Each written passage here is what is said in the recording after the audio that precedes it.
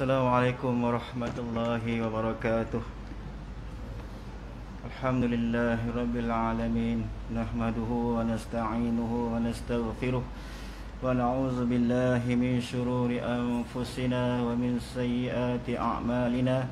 Man yahdihillahu fala mudilla lahu wa man yudlilhu fala hadiya lahu. Ashhadu an la ilaha illallah wahdahu la syarika lahu. وأشهد أن محمدا عبده ورسوله سبحانك لا علم لنا إلا ما علمتنا إنك أنت العليم الحكيم رب اشرح لي صدري ويسر لي أمري واحلل عقدة من لساني يفقه قولي اللهم رب جبريل وإسرافيل وميكائيل فاطر السماوات والأرض عالم الغيب والشهادة أنت تحكم بين عبادك فيما كانوا فيه يختلفون اهدني لما اختلف فيه من الحق بإذنك إنك تهدي من تشاء إلى صراط مستقيم لا حول ولا قوة إلا بالله لا حول ولا قوة إلا بالله لا حول ولا قوة إلا بالله العلي العظيم أما بعد Usikum wa iyaya bitaqwallah faqad fazal muttaqun. Pertamanya marilah kita mengucapkan setinggi kesyukuran kehadirat Allah Subhanahu wa taala kerana dengan nikmat-Nya masih lagi diberikan kita peluang untuk sama-sama kita menghidupkan melakukan ibadah kepada Allah Subhanahu wa taala yang merupakan bekal kita menuju kepada Allah Subhanahu wa taala. Fatazawwadu fa ana khairaz zadi taqwa. Maka berbekallah kerana sebaik-baik bekalan itu menuju Allah ialah bekalan takwa kepada Allah Subhanahu wa taala. Mudah-mudahan kita semua dihimpunkan oleh Allah Subhanahu wa taala di hari yang tidak ada naungan kecuali naungan Allah Subhanahu wa taala. Sab'atun yudhilluhumullahu fi yaumin la dhilla illa dhilluh. 7 golongan yang akan diberikan naungan oleh Allah Subhanahu wa taala di hari yang tidak ada naungan kecuali naungannya. Di padang mahsyar Allah Subhanahu wa taala antaranya wa rajulani yatahaba fillah ijtama'a alaihi wa yatafarraqa alaihi, iaitu 2 orang lelaki yang berkasih sayang kerana Allah, bertemu kerana Allah, berpisah kerana Allah. Mudah-mudahan setiap kali kita bertemu 5 waktu sehari semalam kerana Allah, sama-sama kita nak menghidupkan rumah Allah Subhanahu wa taala dan kita berpisah kerana Allah taala. Insya-Allah Isyak nanti bertemu lagi, subuh lagi bertemu lagi, insya-Allah. Mudah-mudahan semuanya kerana Allah Subhanahu wa taala dan mudah-mudahan Allah taala memberikan kita naungan nanti di padang mahsyar nanti, insya-Allah. Baiklah, pada malam ini kita akan menyebut tentang muka surat 430, tajuk membaca Al-Quran untuk orang mati. Membaca Al-Quran untuk orang mati. Seperti mana baginda Nabi sallallahu alaihi wasallam bersabda, "Mal mayyitu fi qabrihi illa kal ghariqil mughawwath." Tidaklah mayat itu, jenazah itu di kuburnya ialah dia itu seperti orang yang sedang lemas memerlukan pertolongan. Kata Nabi, orang yang dah mati ni dalam kubur ni seperti orang yang sedang lemas dan perlukan pertolongan. Sebab itu kadang-kadang kita, bila sahabat kita meninggal, bila ibu bapa kita meninggal, orang-orang yang kasihi kerana meninggal, maka kita membacakan ayat-ayat suci Al-Quran. Kita mohon pada Allah Subhanahu wa taala agar pahala bacaan itu disampaikan kepada ibu bapa kita, pada adik-beradik kita, pada sahabat-sahabat kita yang telah meninggal dunia. So malam ini kita akan sentuh tentang membaca Al-Quran untuk orang yang mati. Adakah bacaan Quran kita itu pahalanya sampai kepada si mati, ataupun pahala yang kita baca itu tidak sampai, hanya dapat pahala kepada orang yang membacanya sahaja, tidak kepada sahabat kita, orang yang kita nak sampaikan pahala kepada mereka, insya-Allah. Membaca Al-Quran untuk orang yang mati, kata tuan kitab ini memerlukan para ulama telah berbeza pendapat mengenai sampainya pahala bacaan Al-Quran kepada orang yang sudah meninggal dunia. Jadi bila kita membaca Al-Quran ini, kita nak niatkan pahalanya supaya sampai kepada orang mati. Perkara itu merupakan berlaku ikhtilaf ulama ataupun perselisihan ulama. Jumhur ulama, majoriti ulama dan juga ketiga imam mazhab, iaitu mazhab Hanafi, mazhab Maliki, mazhab Hanbali berpendapat bahawa pahala itu sampai. Jumhur ulama dan ketiga-tiga mazhab ini, jika kita baca Quran niatkan kepada si mati, maka pahalanya sampai kepada orang yang sudah meninggal dunia. Namun hal ini ditentang keras oleh Imam Asy-Syafi'i, imam mazhab kita, Imam Syafi'i, dengan menggunakan dalil berupa firman Allah Subhanahu wa taala yang berbunyi, A'udzubillahi minasyaitonirrajim, wa an laisa lil insani illa ma sa'a. Seorang manusia itu tidak memperoleh selain apa yang diusahakannya. Setakat mana kita solat, meninggal, setakat itulah pahala yang kita bawa. Tak ada lepas lagi dah selepas tu. Setakat mana Quran yang kita baca, berapa kali Quran yang kita baca, setakat itulah sahaja pahala untuk kita. Tak ada lagi orang boleh tolong nak sampaikan pahala kepada kita. Setakat mana kita berzikir, setakat mana kita bersedekah, kemudian kita mati, setakat itulah sahaja pahala. Itulah hujah yang digunakan oleh Imam Asy-Syafi'i berdasarkan surah An-Najm ayat 30. Wa an laisa lil insani illa ma sa'a. Seorang manusia itu tidak memperoleh selain apa yang diusahakannya sahaja. Maksudnya orang lain dah tak boleh tolong kita bila kita meninggal dunia. Itu pendapat Imam Syafi'i. Maksudnya bila kita baca Quran, kita niatkan kepada si mati, maka pendapat Imam Syafi'i tidak sampai, berdasarkan firman Allah dalam surah An-Najm ayat 39. Okey, seorang manusia tidak memperoleh selain apa yang diusahakan, setakat itu sahaja. Tetapi tiga mazhab yang lain, iaitu mazhab Hanafi, mazhab Maliki dan mazhab Hanbali, berhujah bahawa jika kita baca Quran, niatkan pahala itu sampai kepada si mati, maka pahala itu akan sampai kepada si mati. Tuan-tuan, puan-puan, muslimin, muslimat yang dirahmati Allah Subhanahu wa ta'ala, para ulama yang menyatakan bahawa pahala tersebut sampai kepada orang yang sudah meninggal dunia menanggapi ayat di atas dengan beberapa pandangan seperti berikut. Okey, ini pendapat tiga mazhab, iaitu mazhab Hanafi, Hanbali dan Maliki, yang mengatakan jika baca Quran niat kepada si mati, maka sampai pahala tersebut. Dan dia berhujah dengan apa yang diutarakan ayat oleh Imam Asy-Syafi'i dalam surah An-Najm ayat 39. Yang pertama, kata golongan tiga mazhab dan juga majoriti ulama yang mengatakan sampai pahala bacaan.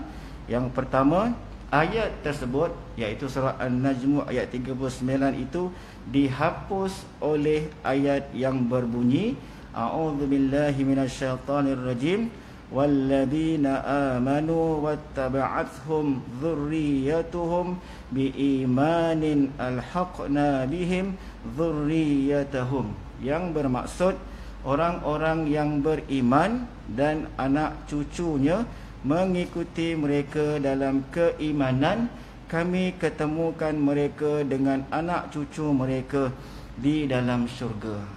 Ini ayat yang digunakan oleh Imam Asy-Syafi'i itu dikatakan yang pendapat yang pertama ini telah dihapus dengan ayat surah Al-Thur ayat 21, dengan berkat doa yang yang mana ibu bapa kita yang soleh, yang beriman itu kembali kepada Allah Subhanahu Wa Taala, meninggal dunia, anak cucunya begitu juga beriman, beramal soleh seperti mana didikan ibu bapa mereka, berdoa untuk keampunan kedua ibu bapa mereka. Alhaqna bihim dzurriyyatahum, maka Allah Subhanahu Wa Taala akan menghimpunkan mereka di dalam syurga. Jadi ayat ini sebagai dalil untuk menunjukkan bahawa anak-anak yang soleh juga boleh memberi manfaat kepada ibu bapa yang telah meninggal dunia. Itu yang pertama, ya, sebab iza mata bani adam inqata'a amaluhu illa min thalath sadaqatin jariyatin aw ilmin yuntafa'u bih wa waladin salihin yad'u lah.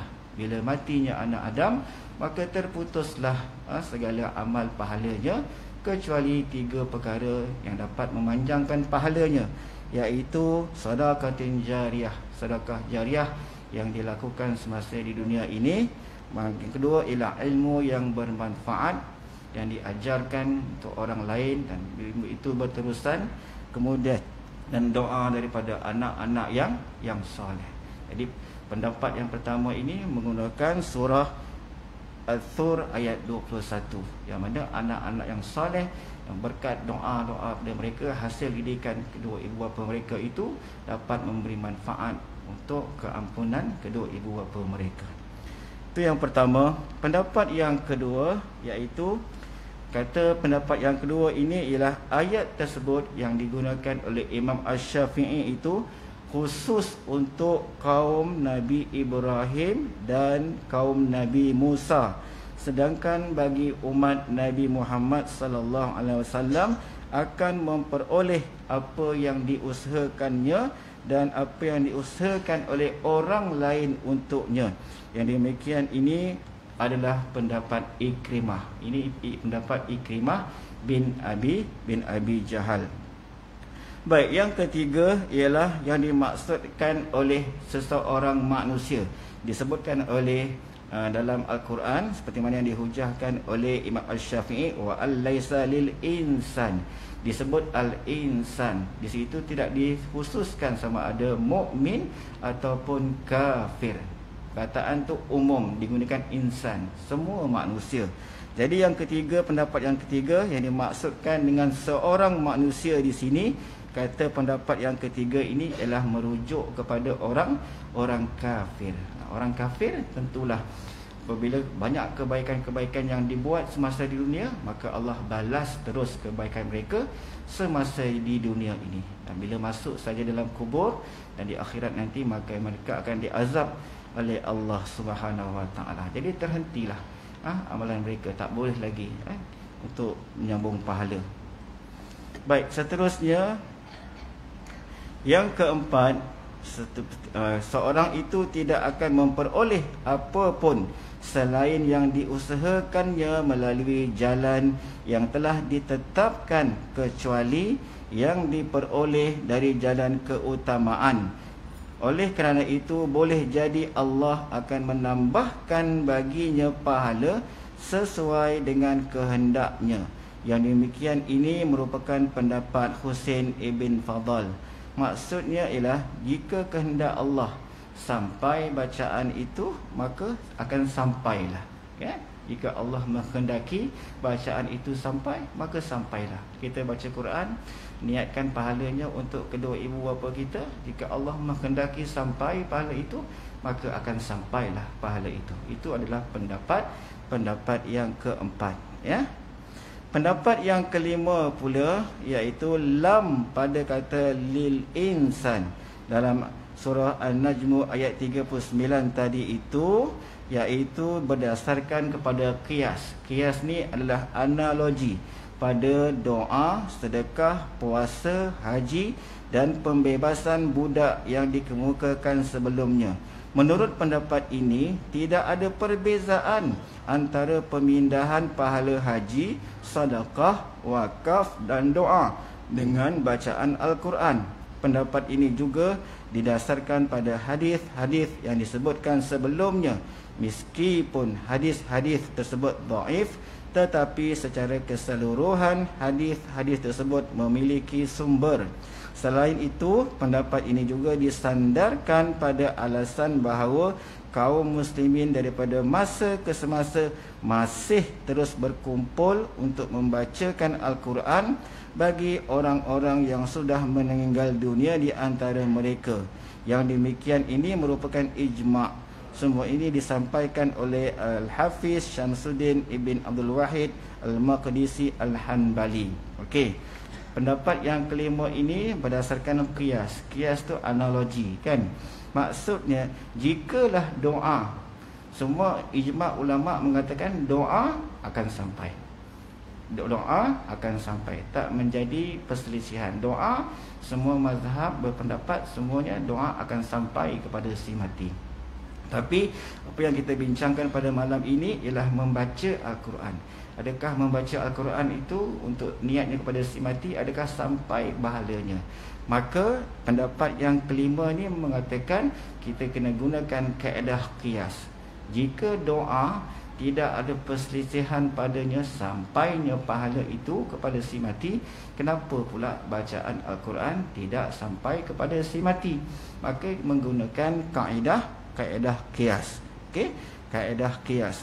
Seperti mana yang kita selalu berdoa, seperti mana disebut dalam hadis, walladzina ja'u min ba'dihim yaquluna rabbana ighfir lana wa li ikhwanina alladzina sabaquna bil iman. Dan orang-orang yang datang sesudah mereka mengatakan, yakni berdoa, Rabbana ighfir lana, wahai Tuhan kami, ampunkan dosa kami, wa li ikhwanina alladzina sabaquna bil iman, dan untuk sahabat-sahabat kami, saudara-saudara kami yang lebih dahulu yang telah meninggalkan kami, iaitu yang telah meninggal dunia. Jadi ulama berpendapat doa itu tidak ada perselisihan sampai kepada si mati. Rabbana ighfir lana wa li ikhwanina alladzina sabaquna bil iman. Ya Allah, ampunkan dosa kami dan juga orang-orang yang telah meninggalkan kami dengan iman. Maka ulama berpendapat tidak ada perselisihan sampainya pahala tersebut kepada si mati. Jadi pendapat yang kelima ini menggunakan kaedah qiyas. Kalau doa itu sampai, apa bezanya membaca Al-Quran niat untuk si mati, maka sampailah juga pahala kepada si mati. Baik. Jadi di sini kita nampak ada perselisihan pendapat, ya. Masing-masing ada hujah sendiri, masing-masing ada dalil sendiri, ya. Jadi kita ni sebagai orang awam, macam mana kita nak keluar daripada ikhtilaf ini? Pendapat Imam Syafi'i mengatakan tidak sampai kepada si mati. Sedangkan jumhur ulama dan pendapat tiga mazhab, Imam Hanafi, Imam Maliki, Imam Hanbali, mengatakan sampai kepada si mati. Jadi untuk keluar daripada ikhtilaf ini, daripada perselisihan ini, maka disebutkan oleh Imam An-Nawawi dalam kitabnya yang masyhur, iaitu Al-Adhkar. Al-Adhkar ni satu kitab yang cukup hebat, yang perlu ada dalam setiap rumah orang-orang Islam, sehingga ulama-ulama mengatakan bi' al-bait washtara al-adhkar.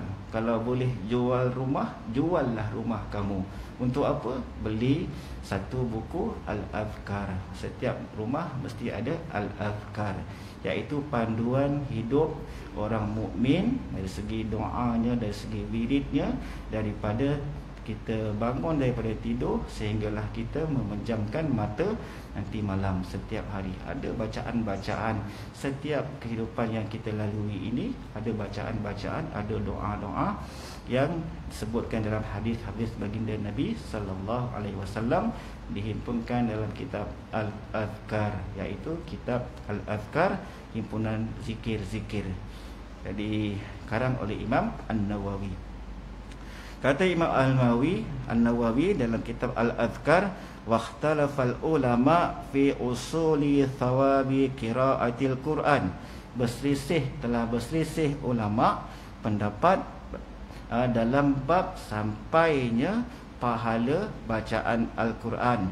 Fal masyhur min mazhab Asy-Syafi'i wa jamaah, maka pendapat yang paling masyhur daripada Imam Asy-Syafi'i dan juga ulama yang lain, annahu la yasil, pahala baca Quran itu untuk si mati tidak sampai. Wa dhahaba Ahmad bin Hanbal wa jamaah minal ulama, dan pendapat Imam Ahmad bin Hanbal serta ulama yang lain, wa jamaah min ashabi Syafi'i, begitu juga pendapat sebahagian daripada Imam Asy-Syafi'i, pendapat mazhab Syafi'i, yakni al-mutaakhirin. Imam Syafi'i dan pendapat yang awal itu dipanggil al-mutaqaddimin, yang terawal. Namun di akhir-akhir tu ulama-ulama akhir daripada mazhab Syafi'i dipanggil al-mutaakhirin, ila annahu yasil, berpendapat pahala bacaan kepada si mati sampai.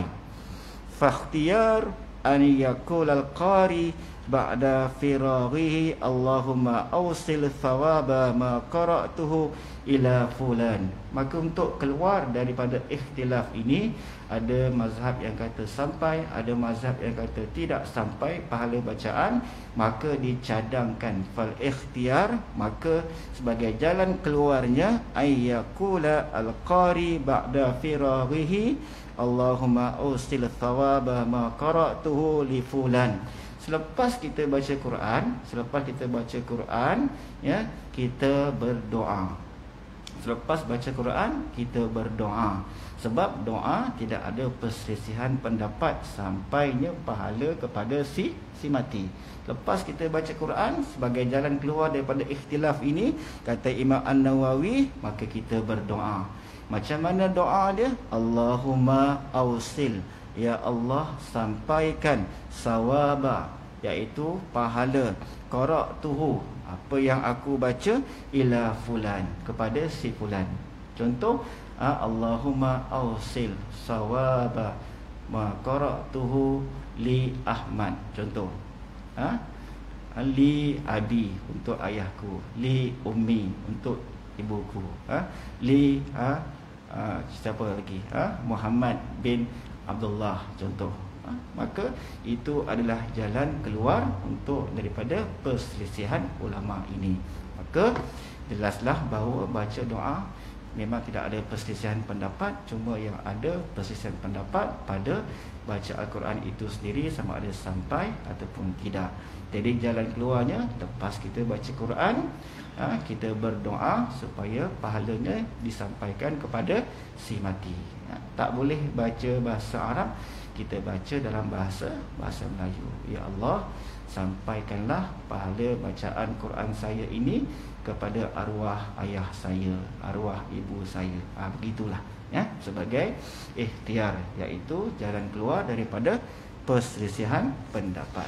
Kerana Imam Syafi'i ada dalilnya, ya, imam-imam yang tiga itu pun ada dalil-dalilnya. Jadi kita kena menghormatilah masing-masing pendapatnya tu. Baik. Disebutkan juga di sini antara yang menyokong pendapat pahala bacaan Al-Quran sampai kepada si mati ialah Syekhul Islam Ibnu Taimiyah. Begitu juga ulama-ulama mutaakhirin seperti Imam An-Nawawi sendiri, Daud Fatani dan lain-lain lagi lah, menyebutkan bahawa pahala itu sampai kepada si mati, ya. Tapi dengan syarat kita membaca Al-Quran itu kena ikhlaslah kerana Allah Subhanahu Wa Taala. Bukan kita membaca tu kerana ada bayaran. Ada kan? Jemput sekian-sekian budak, jemput sekian-sekian orang untuk membacakan ayat Al-Quran kepada si mati, kemudian bagi gaji, bagi upah. Itu tak dapatlah pahala. Sebab apa? Sebab dia dah dapat dah upah dia, dia dah dapat duit dia, kan. Ataupun kita baca Quran, lepas ni ada ke nasi ayam, ada ke lepas ni rojak ataupun hanya karipap saja ke, kan, TO saja ke, dah niat begitu dah. Jadi tak adalah pahala di situ. Dapatlah bahagian kita, apa dia? Berarti canai apa? PO yang kita dah harapkan dalam diri ini. Sebab nak dikatakan berpahala itu mestilah ikhlas kerana Allah Subhanahu Wa Taala, ya. Bila berpahala, bolehlah kita sedekahkan, niatkan sedekah kepada si mati. Tapi bila tidak ada ikhlas dalam hati kita kerana dunia, kerana bayaran, kerana makanan, maka tidak adalah pahala di situ. Bila dah tak ada pahala, macam mana kita nak sampaikan pahala kepada si mati? Jelas, ya? Okey.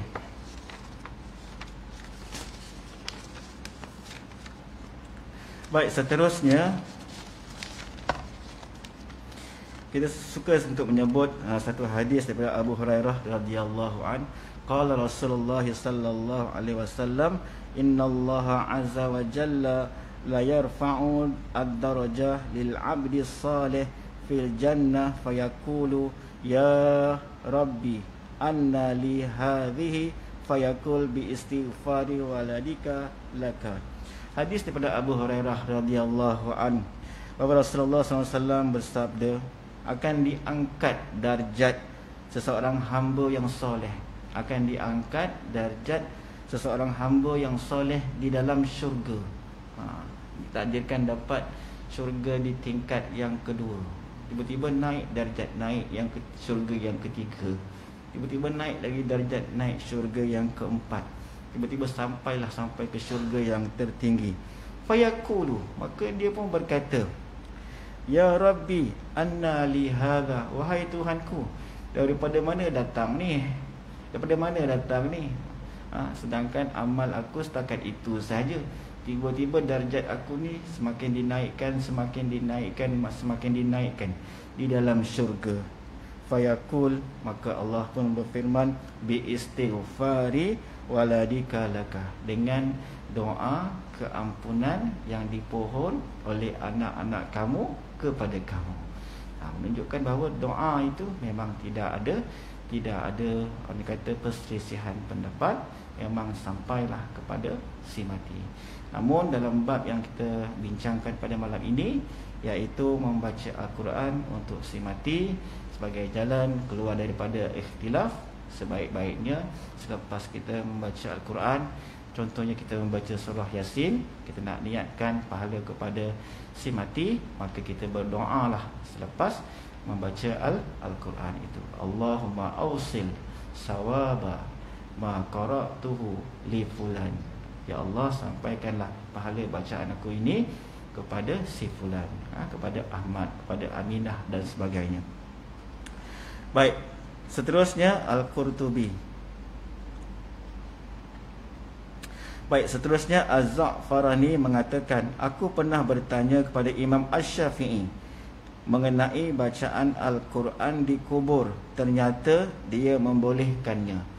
Sedangkan Imam Syafi'i berpendapat pahalanya tidak sampai kepada si mati. Tetapi dalam bab ini ditanya kepada Imam Asy-Syafi'i mengenai bacaan Al-Quran di kubur, ternyata Imam Syafi'i membolehkannya. Kemungkinan juga kerana sabda baginda Nabi sallallahu alaihi wasallam, kana Rasulullah sallallahu alaihi wasallam iza faza'a min dafnil mayyit waqafa alaihi.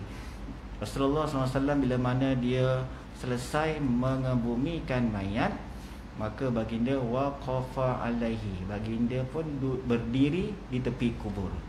Baginda tak terus balik, baginda berdiri di tepi kubur. Lalu baginda berseru kepada hadirin, istaghfiru li akhikum, mohonlah keampunan untuk saudara kamu yang mati ini. Istaghfiru li akhikum, mohonlah keampunan untuk saudara kamu yang mati ini. Biasanya kita baca doa, Allahumma fir lahu warhamhu wa'afihi wa'fu anhu. Ya Allah, ampunkan dia, rahmatilah dia, maafkanlah dia. Fa innahu was'alu lahu tasbit, bukan sahaja doakan dia, was'alu lahu tathbit, dan juga doakan doa untuk dia at-tathbit. At-tathbit ni maksudnya ialah supaya si mati itu tetap teguh iman dia untuk menjawab soalan daripada malaikat Munkar dan Nakir, supaya tidak berbolak-balik. man rabbuka, kan, supaya dapat menjawab dengan tetap. Lidahnya diberikan ketetapan oleh Allah Subhanahu wa taala. Fa innahu al-an yus'al, kerana mayat ini sekarang sedang disoal oleh malaikat Munkar dan Nakir. Seterusnya di dalam Syarah Al-Muhadzab, An-Nawawi mengatakan disunnahkan bagi orang yang berziarah kubur untuk membaca ayat Al-Quran yang mudah baginya. Apa ayat yang mudah bagi kita bila kita menziarahi kubur? Kalau kul huwallah lah, kan, 3 kali kul huwallah dah umpama satu Al-Quran, kan. Kul huwallahu ahad, Allahus samad, lam yalid wa lam yulad wa lam yakul lahu kufuwan ahad. 3 kali ke, pulanglah kepada tayassara minal Quran, apa yang mudah bagi kita untuk membaca ayat-ayat Al-Quran, ya. Dan mendoakan mereka seusai membacanya, iaitu selepas membaca Al-Quran maka diiringi dengan membaca doa, supaya bacaan kita itu berpahala, dan mudah-mudahan pahala itu disampaikan oleh Allah SWT kepada si mati. Hal itu disahkan oleh Imam Asy-Syafi'i.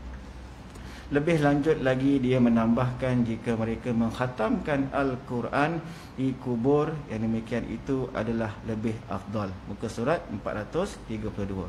Sedangkan Imam Ahmad bin Hanbal pertama kali dia menolak pendapat tersebut. Maksudnya Imam Ahmad bin Hanbal ni pun tak setuju membaca Al-Quran di kubur. Pendapat awal dia, pendapat awal Imam Ahmad bin Hanbal, dia tak setuju membaca Al-Quran di kubur kerana tidak ada nas yang mendasarinya. Tetapi setelah mendapatkan dasarnya, dia pun kembali menerimanya. Awal-awal Imam Ahmad bin Hanbal tak setuju membaca Al-Quran di kubur. Namun bila dia menjumpa dasar-dasar hadisnya, maka Imam Ahmad bin Hanbal menukar pendapatnya kepada bersetuju untuk orang yang nak membaca Al-Quran di kubur. Imam Ahmad bin Hanbal asalnya satu peristiwa, dia melarang seorang yang buta daripada membaca Al-Quran di kubur. Kata Imam Ahmad bin Hanbal, perbuatan ini adalah bid'ah, kata Imam Ahmad bin Hanbal. Kemudian Muhammad bin Qudamah Al-Jauhari bertanya kepada Imam Ahmad bin Hanbal, apa pendapatmu, wahai Imam Ahmad bin Hanbal, tentang personaliti Mubashir bin Halabi, seorang personaliti Mubashir bin Halabi? Maka Imam Ahmad bin Hanbal pun menjawab, dia seorang yang fiqh. Maksudnya boleh dipercayai, hadis yang boleh diterima, hadis yang diriwayatkan boleh diterima. Selanjutnya Muhammad bin Qudamah Al-Jauhari berkata, Mubashir bin Halabi yang kamu kata fiqh itu, yang kamu kata boleh dipercayai itu, memberitahuku dari ayahnya hadis yang berpesan jika dia dikebumi, bacakan permulaan surah Al-Baqarah dan pengakhiran surah Al-Baqarah, kerana aku mendengar Ibnu Umar berkata. Ibnu Umar tu Abdullah bin Umar berkata demikian. Maka bila mendengar perkataan tersebut yang disebut oleh Mubashir bin Halabi, dan mendengar pula perkataan yang disebutkan Ibnu Umar, Abdullah bin Umar, maka Imam Ahmad bin Hanbal pun menyuruh supaya pergi jumpa lelaki buta tadi yang aku larang dia membaca Al-Quran di kubur tadi, yang mengatakan itu perbuatan bid'ah. Maka Imam Ahmad bin Hanbal mengatakan pada lelaki itu, beritahu pada lelaki buta itu, sekarang bacalah Al-Quran di kubur. Tak jadi masalah. Itu pendapat Imam Ahmad bin Hanbal. Pada awalnya dia melarang daripada membaca Al-Quran di kubur, namun akhirnya beliau bersetuju, tidak melarang lagi orang-orang yang nak membaca Al-Quran di kubur. Baik, seterusnya dalam surat 433, pendapat Al-Qurtubi mengatakan bahawa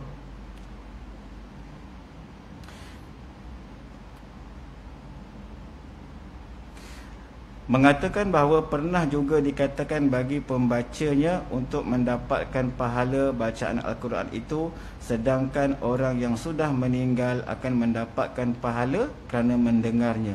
Allah berfirman, wa idza quri'al Qur'anu fastami'u lahu wa ansitu la'allakum turhamun. Apabila dibacakan Al-Quran, dengarkanlah baik-baik dan perhatikanlah dengan tenang agar kalian mendapat rahmat. Surah Al-A'raf ayat 204. Ya, orang yang bacakan tu tentulah dapat pahala. Orang yang mendengar, pada kesi kubur lah. Kubur tu memanglah dia mendengar, dan dia diam kan, dia diam dan dia mendengar. Kita yang membaca ni, kita masih hidup, kita dapat pahala kerana membaca Al-Quran. Begitu juga yang si mati tu, si mati dia mendengar lah bacaan kita itu, maka berdasarkan kepada firman Allah SWT surah Al-A'raf, bila dibacakan Al-Quran, maka hendaklah kamu dengar dan kamu perhatikan, la'allakum turhamun. Selanjutnya Al-Qurtubi mengatakan di antara kemurahan Allah Subhanahu Wa Taala adalah tidak mustahil baginya untuk memberikan pahala bacaan Al-Quran dan pahala mendengarnya sekaligus, serta menyampaikan pahala yang diniatkan untuk diberikan kepada orang yang sudah meninggal dunia, meskipun orang itu tidak mendengar, seperti sedekah dan doa. Tak mustahil bagi Allah Subhanahu Wa Taala. Kul liman ma fis samawati wal ard. Katakan, apa-apa yang ada di langit dan ada yang di bumi milik siapa? Kul lillah. Katakanlah semuanya milik Allah. Semua di langit, semua di bumi ini, semuanya milik Allah. Kataballahu ala nafsihi rahmah. Allah itu mewajibkan ke atasnya bersifat apa? Ar-rahmah, iaitu kasihan belas. Maka tidak mustahil lah, maka pahala itu akan sampai kepada si mati. Al-Qurtubi mengatakan pula bahawa sebahagian ulama kita mempunyai pendapat bahawa bacaan Al-Quran di kubur itu mempunyai manfaat berdasarkan hadis Rasulullah mengenai pelepah kurma yang dibelah oleh baginda dan ditancapkan pada dua kubur seraya bersabda, semoga pelepah ini akan meringankan penghuni kedua kubur tersebut selama ia mengering. InsyaAllah kita sambung selepas azan, ya.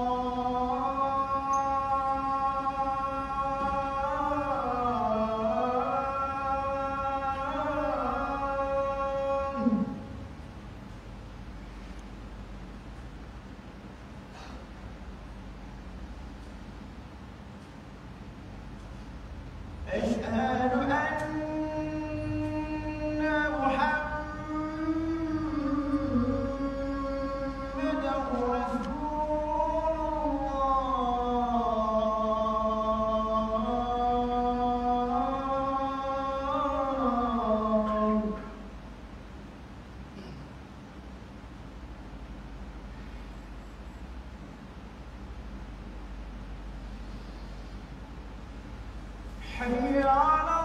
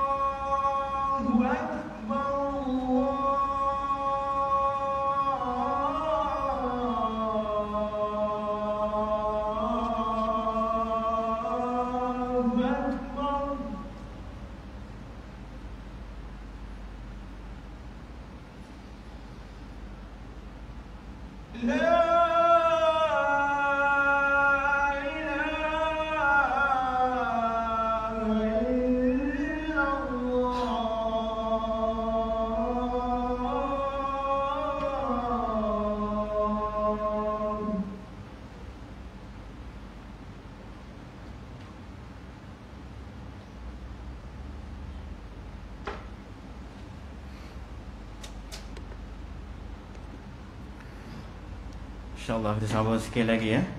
Baik, Al-Qurtubi mengatakan pula bahawa sebahagian ulama kita mempunyai pendapat bahawa bacaan Al-Quran di kubur itu mempunyai manfaat berdasarkan hadis Rasulullah SAW mengenai pelepah tamar yang dibelah oleh baginda dan ditancapkan pada dua kubur seraya bersabda, semoga pelepah ini akan meringankan penghuni kedua kubur tersebut selama ia belum mengering. Hadis Ibnu Abbas radhiyallahu anhuma, Rasulullah SAW bersabda ketika melewati dua kubur yang mana kata baginda dua-dua kubur ini penghuninya sedang diseksa.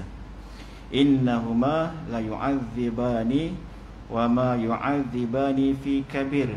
Ya, sesungguhnya dua penghuni kubur ini sedang diazab ni, dan tidaklah mereka berdua ini diazab kerana dosa besar, bukan.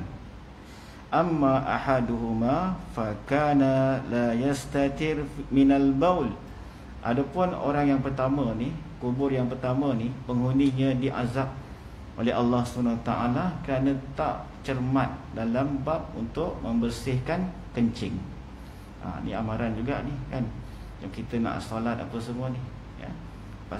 Pastikan bila kita istinja, kita membasuh tu dengan bersih. Pastikan istibrak, berdehem-dehem, memastikan air kencing tu betul-betul bersih, dah tak keluar lagi daripada kemaluan. Ambil masa macam kita ni, macam saya sendiri ni umur dah meningkat kan, dah masuk 50-an ni kan, bab kencing tu pun dah, macam kita muda-muda sangat dulu okey, tak ada masalah kencing apa semua tu, bila kita kencing kita buang air apa, senang kan, lawas bila basuh. Tapi bila kita dah berumur dah masuk umur 50-an macam ni, kena ambil masa sedikit supaya kita berhati-hati, cermat. Bila kita kencing, pastikan kencing kita itu betul-betul habis, dan kita beristibrak, kita berdehem-dehem, dan kita basuh dengan cermat. Sebab apa kita bimbang kan, nanti bila kita rukuk, bila kita sujud, takut dia menitis. Lepas tu yang kubur pertama ni diazab Bukan kerana dosa besar, bukan. Kata Nabi, yang pertama ni dia azab kerana tidak cermat dalam bab menguruskan buang air kecil ni, dalam bab bersuci air kecil ni. Baik. Wal ammal akharu, adapun kubur yang kedua ni penghuninya diazab yamshi bin namimah, kerana berjalan mengadu domba. Kerja dia suka mengadu domba. Okey. Lalu baginda sallallahu alaihi wasallam mengambil satu pelepah tamar, maka baginda pun belah dua pelepah tamar tersebut, lalu dicacak kepada kubur yang pertama dan kubur yang kedua. Sahabat bertanya, kenapa Rasulullah buat begini? Kenapa baginda buat begini? Maka jawab Rasulullah sallallahu alaihi wasallam, la'allahu ay yukhaffafa anhuma ma lam yaybasah. Mudah-mudahan dapat meringankan azab kubur kedua-duanya selagi mana dia tidak kering. Pelepah itu tidak kering. Maksudnya apa? Pelepah tersebut bertasbih kepada Allah Subhanahu wa taala. Komennya di sini, sedangkan jika tasbih yang dilakukan kedua pelepah kurma itu sahaja dapat meringankan penghuni kubur yang disebutkan dalam hadis tersebut, lantas bagaimana dengan bacaan Al-Quran yang dilakukan oleh orang mukmin? Dia tanya kepada kita, kalaulah pelepah kubur, pelepah tamar saja yang basah yang bertasbih itu boleh mengurangkan azab kubur pada si mati itu, apatah lagi bacaan ayat-ayat Al-Quran yang dibaca kepada mereka. Tentulah akan dapat meringankan azab mereka. Dengan syarat tadi kita keluar daripada ikhtilaf, iaitu selepas kita membaca Al-Quran kita berdoa kepada Allah Subhanahu Wa Taala, Allahumma awsil sawaba ma qara'tuhu li fulan, li Abdullah, li Muhammad, li Zakaria. Ya Allah, sampaikan pahala bacaan Al-Quranku ini kepada si fulan bin si fulan. Mudah-mudahan. Allahu a'lam. Mudah-mudahan Allah SWT memberikan hidayah kepada kita semua. Mudah-mudahan kita dapat sedikit maklumat pada malam ini. Aku qouli hadza wa astaghfirullahal azim. Subhanakallahumma wa bihamdika asyhadu an la ilaha illa anta astaghfiruka wa atubu ilaik. Mohon keampunan kepada Allah SWT dan kemaafan daripada tuan-tuan. Allahu a'lam. Assalamualaikum warahmatullahi wabarakatuh.